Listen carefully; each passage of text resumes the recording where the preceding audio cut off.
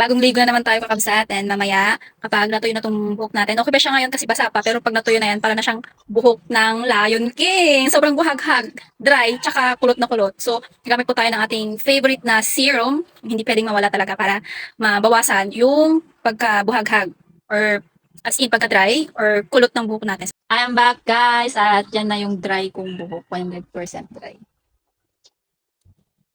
Sobrang kulot. Kinky yan, hindi nakalata dito sa video. So, ito yung gagamitin nating hair serum. So, dito muna yung lalagyan ko para may compare tayo. So, ganyan po siya ka-bouncy kapag tuyong-tuyo. Lalagay tayo. Okay. Oh.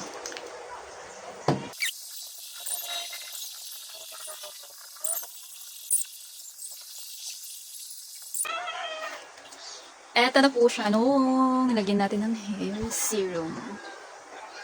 So, hindi pa po ako nag-CGM method kasi sobrang iksi pa niya.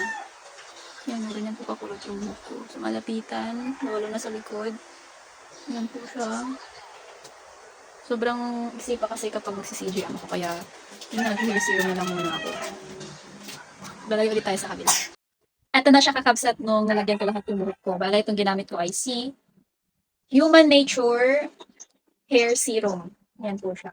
So, meron po akong ginagamit dati. Yung pinakaunang ginagamit ko is yung Bring Mode, yung 10-in-1. Pero, gusto ko mag-try pa ng iba. Then, yung next is ito kasi hindi ko gusto yung amoy. Kaya binigay ko na lang kay mother. So, nag-try ulit ako nitong Human Nature. Tapos, ayan, sobrang ganda ng, ano niya, effect niya sa akin. At maganda pa nito is, malayo po tayo sa mga chemicals. Kasi, pag Human Nature, alam na po natin na wala po yung halong mga chemical or mga silicones, ganun. Tapos sa kabsat, matagal po siyang maubos kahit 50 ml lang siya. So magto 2 months or 3 months ko na po yata siyang ginagamit pero wala pa siya sa kalahati.